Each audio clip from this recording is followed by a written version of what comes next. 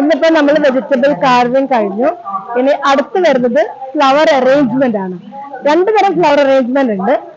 ആദ്യം വരുന്നത് എന്തൊക്കെയാന്ന് വെച്ചാൽ മാസ് അറേഞ്ച്മെന്റ്, കുറെ സ്റ്റൈൽസ്, വെറൈറ്റി ഓഫ് അറേഞ്ച്മെന്റ്സ് ആണ്. Japanese style, drift fruit, dry flower, പിന്നെ ഡബിൾ കണ്ടെയ്നർ. ഇത്രയാണ് പിന്നെ നമ്മൾ നെക്സ്റ്റ് വരുന്ന കോമ്പറ്റീഷൻ അതാണ്.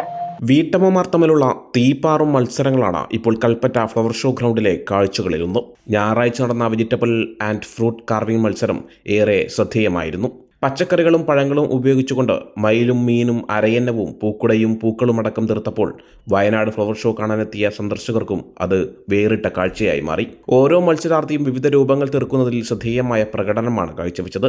ക്യാരറ്റ് കൊണ്ട് മീനും മയിലും തീർത്ത റോഷ്നി പ്രകാശ്, ലെറ്റ്യൂസും വഴുതനയും ക്യാരറ്റും കൊണ്ട് മനോഹരമായ അരയന്നം തീർത്ത ടിങ്കിൾ ഷൗബാഗ്, തണ്ണിമത്തൻ കൊണ്ട് പൂക്കുടയൊരുക്കിയ മാച്ചിത ഖാദറും യഥാക്രമം മത്സരത്തിൽ 1, 2, 3 സ്ഥാനങ്ങൾ നേടി. മത്സരത്തിൽ പങ്കെടുത്ത ജിഷ വേണുഗോപാൽ പ്രത്യേക സമ്മാനത്തിനും അർഹയായി. ഫലം പ്രഖ്യാപിച്ച ഉടൻ വിജയികൾക്കുള്ള ക്യാഷ് പ്രൈസും സമ്മാനിച്ചു. ഇനി 27 രാവിലെ 11 മണിക്ക് ഫ്ലവർ അറേഞ്ച്മെന്റ് മത്സരം നടക്കും. 30 കൽപ്പറ്റ NSS സ്കൂൾ ഗ്രൗണ്ടിൽ വെച്ച് വിദ്യാർത്ഥികൾക്കായി പെയിന്റിംഗ് മത്സരവും, 1 തീയതി ഉച്ചയ്ക്ക് 1 മണിക്ക് മൈലാഞ്ചിടൽ മത്സരവും, വൈകിട്ട് 5:30 സ്മൈലിംഗ് മത്സരവും നടക്കും.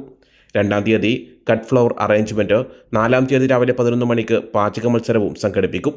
6 വൈകിട്ട് 5:30 5 മുതൽ 14 വയസ്സ് വരെയുള്ള കുട്ടികൾക്കായി smart boy and smart girl മത്സരവും, 7 വൈകിട്ട് 5:30 പുഷ്പരാജ പുഷ്പറാണി മത്സരങ്ങളും നടക്കും. ഫ്ലവർ ഷോയിലെ ഏറ്റവും പ്രധാനപ്പെട്ട ഇനങ്ങളിലൊന്നായ മിസ് ഫ്ലവർ ഷോ ജനുവരി 8 വൈകിട്ട് 5:30 നടക്കും.